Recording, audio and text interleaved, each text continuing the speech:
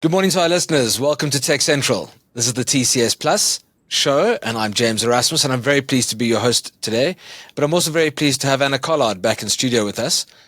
Anna Collard is a Senior Vice President and an evangelist of all things cybersecurity at KnowBe4 Africa.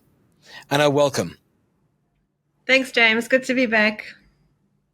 Anna, you and I have spoken quite a few times, and we've spoken quite often about cybersecurity and the importance of cybersecurity. And I think that our listeners are also aware of the environment and the threats that face them. We hope they are, at least.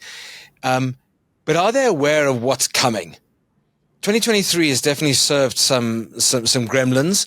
I think a lot of organizations have been on the front foot, and they've been quite proactive about what to expect in the cybersecurity world. But you've traveled a lot, actually extensively this year. More recently, you were at the World Economic Forum in Switzerland at the cybersecurity conference there. And I'd love to hear some of your predictions and understandings of what you think might be relevant to anticipate going into 2024.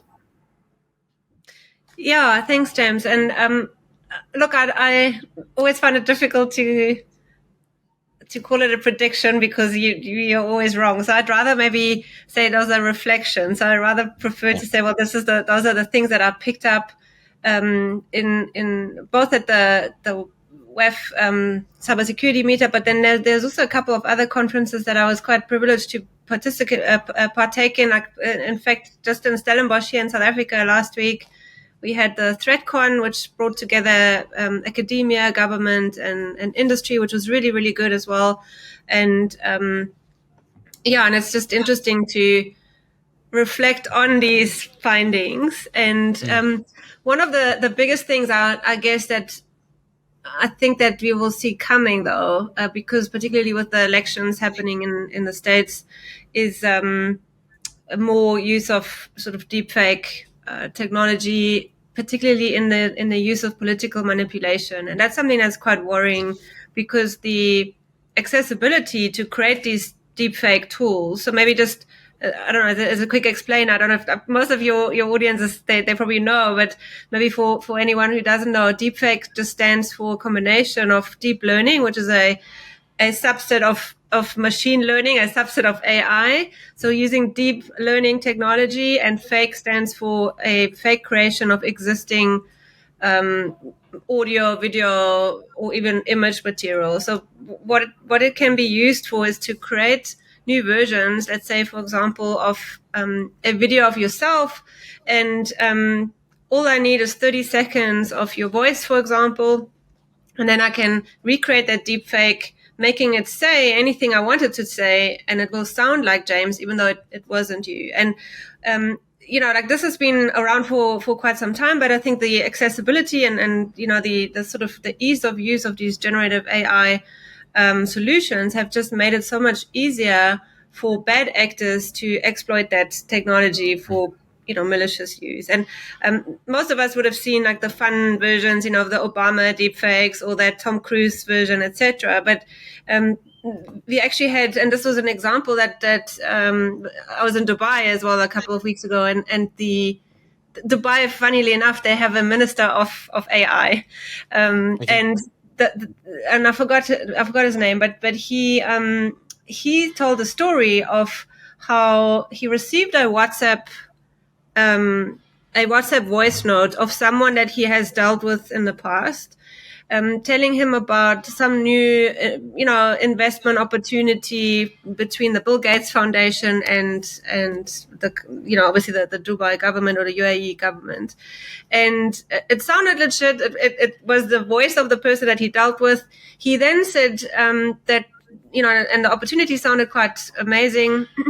Then that contact sent him video material of himself on holiday, which he then thought that was a bit odd because this is like a business relationship, and he in the past wouldn't have exchanged that kind of things. But he still sort of, was in the, like, believing it. And only when the request was made to transfer an initial amount of money to a bank account in China, he then realized, no, this is like a very targeted, sophisticated deepfake manipulation trying to defraud him or the organization. So that was just one example, and I think we'll see many more. We had the head of the African Union. I mean, this was just a prankster, I read right? about this. Yes. Yeah, that has been. Mutafaki.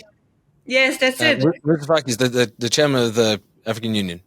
Exactly, and the pranksters recreating fake versions of him, and then getting so far as getting into phone conversations with other heads of states. So this is Crazy. this is just that was a prank, but imagine now being used for political manipulation, for swaying public opinion, really driving that Voter polarization. registration. Exactly. In all of this, it's we already live in this awful world that is so fragmented and polarized, and these kind of mechanisms just help actors that want that chaos. They purposefully drive that wedge between different groups, and that unfortunately makes it.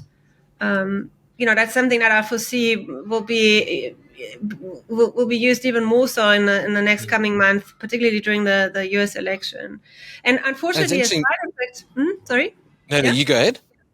No, I think a side effect of all of this is also that people then start not trusting anything anymore. So we have this complete culture of mistrust, and even when you read authentic news, let's say, or you see authentic material, people then don't trust it anymore. So that's the other side effect that comes with this technology, that this whole journalistic process. And unfortunately, with social media, what used to be sort of a journalistic gateway that was in place to make sure we only see properly researched material, probably verified sources, that's been thrown out the window with everybody now being able to share whatever they want on social medias. And unfortunately, people being emotive fall for that and then share it even more so. So it is like this is something I also find personally like probably one of the biggest issues that we faced with, and one of the most in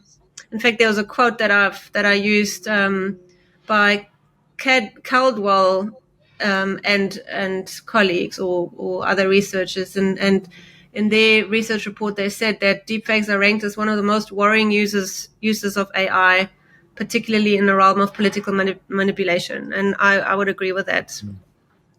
I'm sure. And thanks for laying out that landscape, because I can imagine there's a number of different agendas happening and on the table going into 2024.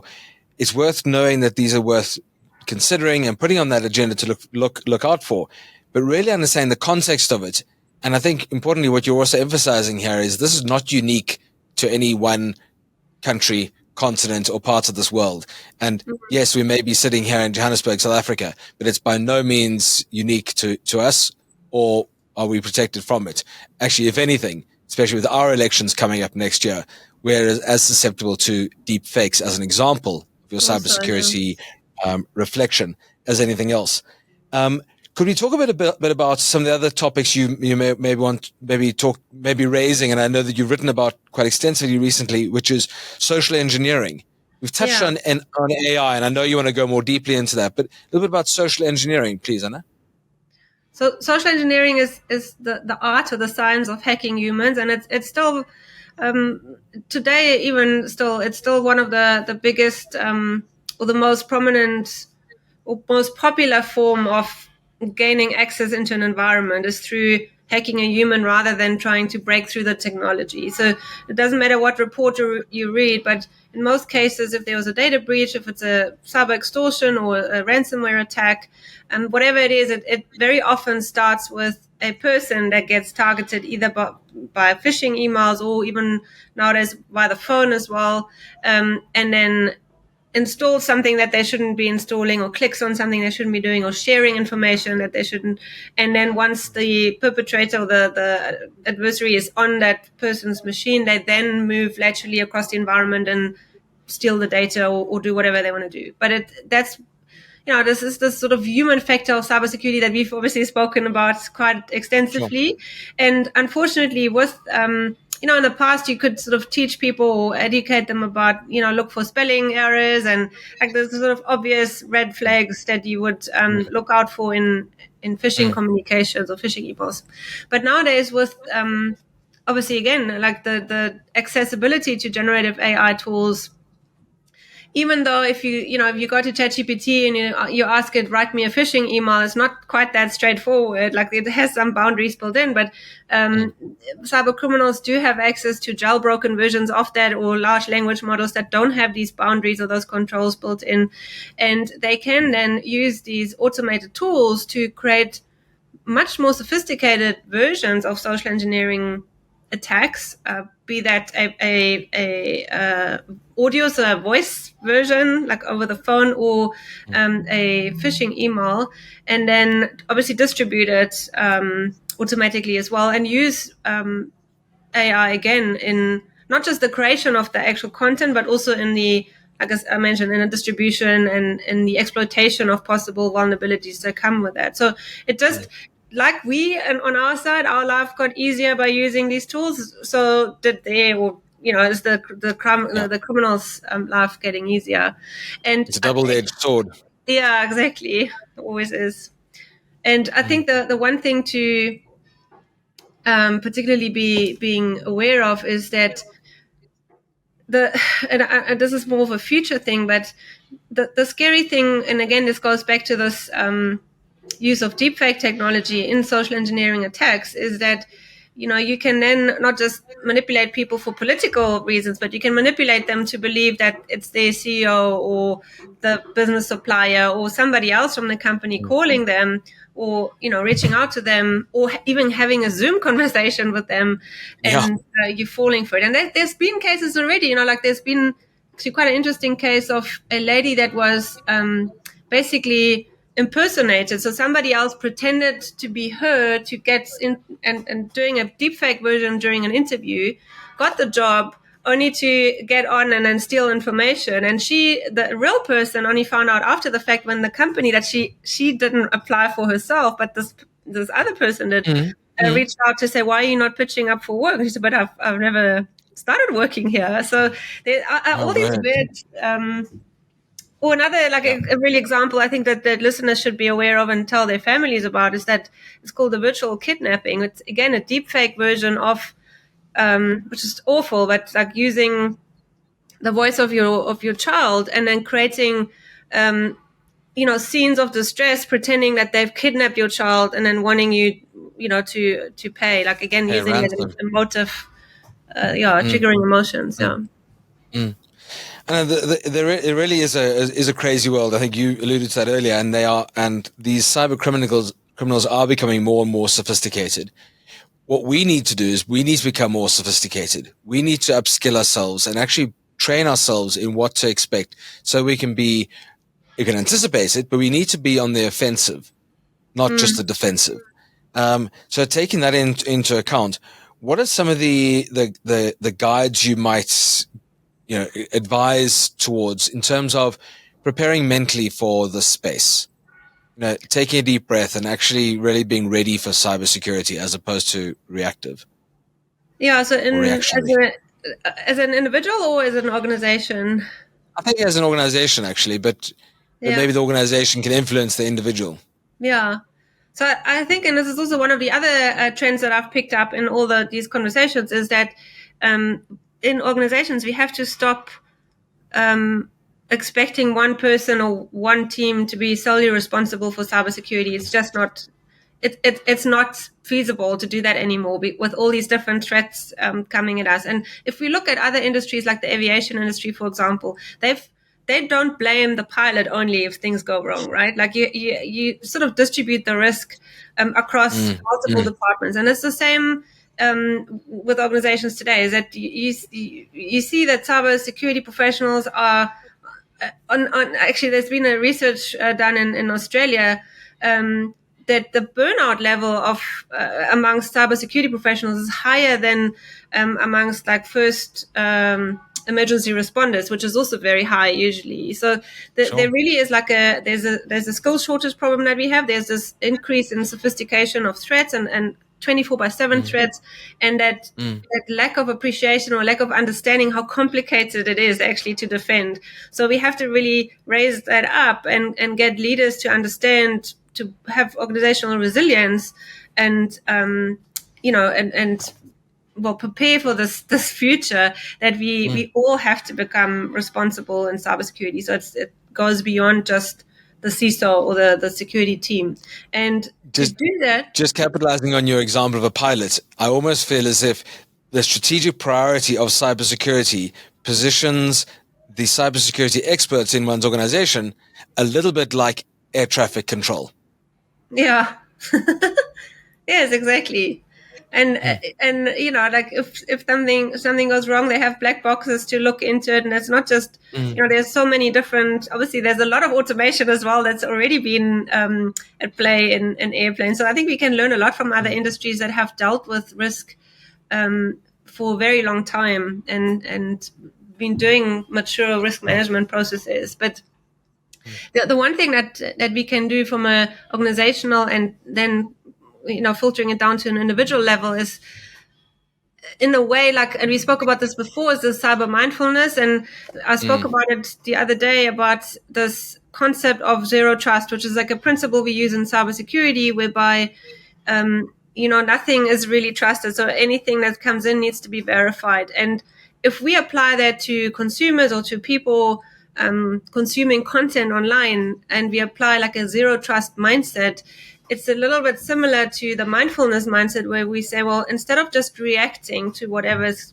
coming in, instead of reacting to the emotions that this content might trigger, let's just take a pause and then verify if this is actually authentic, like whether is it a request to do a payment, is it a request to share information, or maybe I should double check, or I'm feeling very strongly triggered, like it's like a emotive content that, whether that's political or otherwise, to just take a breather before you share it or before you respond to it.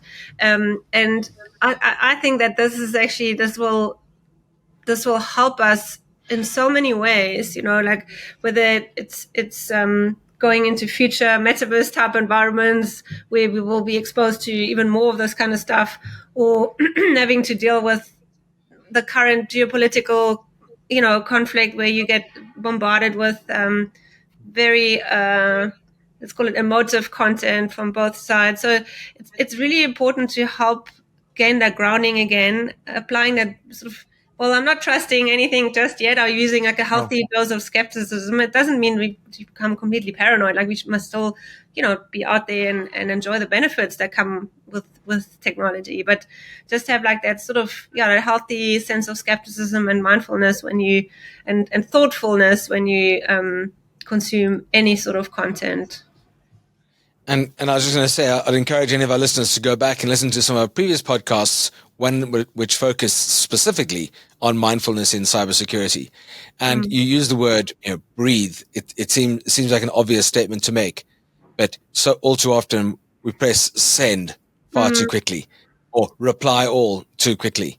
Just take a deep breath. Think about what you've received, why you might have received it, and respond accordingly, and respond with expert level of expertise. So if you don't necessarily, as the individual or the organization, have that level of expertise, find them, seek that guidance before you perhaps press that big scary red button accidentally.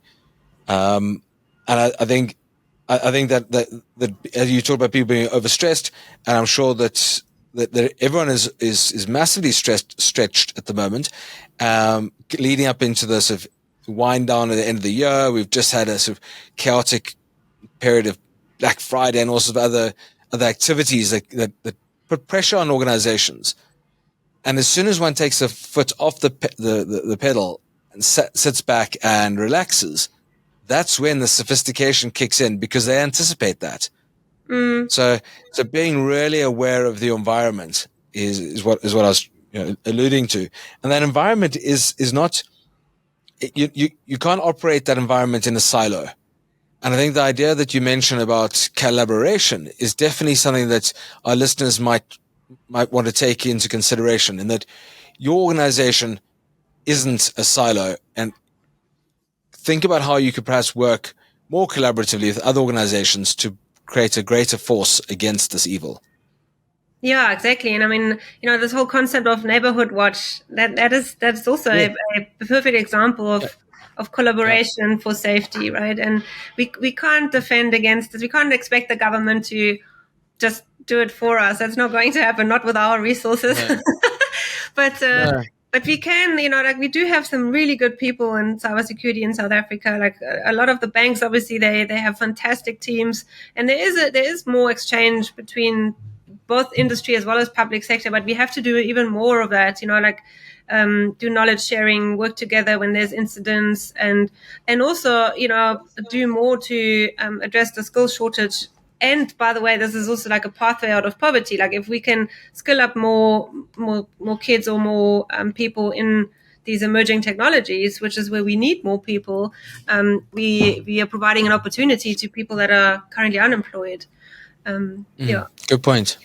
Yeah, I love that. And I think that if we could, motivate more internships and other type of programs that expose the young learner, the person coming into the workplace, people looking to change their careers. And that's exactly, James, I'm so glad you mentioned that, is because I'm actually involved in an initiative called the MIDO Cyber Academy, which is doing exactly that. Where and this is sponsored by KnowBe4 and the UK FCDO office for like this year and next year. And then we take 20 or 21 kids out of, sort of disserviced or disadvantaged environments, and then they go through like a cybersecurity and a life skill crash course. The aim is that they actually have to all write the exam next week. They have to do the CompTIA Security Plus. And the idea is then that they're obviously not experts after 8 months, but that they are way more ready for internship placements. And the appeal really here to the listeners maybe is to be more open to taking in youngsters and giving them this experience, because that's one of the biggest problems, is that companies, they always want people with experience, but you have to start somewhere, the young person, right? So give them the project work, the internships, even if it's like a remote kind of thing. That's what we need more of, is that allowing people that want to become cybersecurity experts, expose them to real life problems, because that actually helps them more than any other certification. So we do need internship placements for these kids. They all graduate in February. So if anyone is listening, please reach out or look at mydo.co.za. That's the website. We need internship opportunities. Thanks, Annie. Yeah, absolutely. And I too know some people who might actually take you up on that, because I genuinely believe that 2024 is going to be a year where a lot of the reflections you've shared with us today are going to drive some change that puts us on the map of being very defensive, very proactive about our potential threats and the risks to our economy, the risks to our organizations, and the risks to us as individuals. So I think these are some fascinating insights, and thank you very much. Just as a closing comment, one of the things you talked about more recently, I think, whilst at the World Economic Forum, was emerging markets. Can you touch a bit on that, please? Maybe as a good way to put a bit of ribbon around this conversation. Yeah, I think, and you mentioned it earlier on, is that these problems that we faced with they global problems. Like skill shortage, the rise of AI in the offensive use, etc. But we are not excluded from any of that. In fact, we probably, and this is where unfortunately we without having the same resources and budgets that other governments have, that have whole departments that deal with cybersecurity, we are a little bit on the back foot here, and we have underfunded and underprioritized cybersecurity on the continent, and that unfortunately puts us on the sort of attractive map for example, cyber extortionists that will maybe think we like an easy fruit to target. Yeah, easy target. So it's important that we acknowledge that and prepare for more, realistic threats next year that are coming. We've seen like an increase in cyber extortion or ransomware attacks in general in this region, and I think this is not going to go away expect the opposite. So, Okay. yeah, prepare for it. Hopefully, it won't happen, but it's better to be prepared than Thanks, Anna. Yeah. And I think I mentioned it being on the CISO's agenda and definitely something in planning going into 2024. And that strategic priority is actually everybody's priority. Mm-hmm. It's not just the people sitting in the air traffic control. Have we lost? Thank you.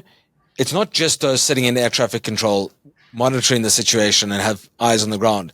It's also people behind the scenes who can anticipate, protect, and not expose themselves or their organization to undue threat, and actually create that more vigilant environment that we all think that we have until it's too late. Yep, exactly. And this has been fascinating, and I really encourage our listeners to not only listen to this podcast through our different channels, either accessible through our website or YouTube, but also to share it. Share it as food for thought, because I think the leadership and the thought leadership that you bring, Anna, is really insightful. And we now have a catalog of really useful segues into different areas of cybersecurity that you've shared with us. And I think that everybody who has access to this should be considering sharing it and making it part of an agenda, and also reaching out to KnowBe4 Africa and understanding what benefits there are to upskilling, training, and being cyber ready. So, Anna Collard, from me, James Erasmus at TechCentral, we're very, very grateful. Thank you so much for your time. Thoroughly enjoyed talking to you and look forward to our next chat. Thank you so much for having me.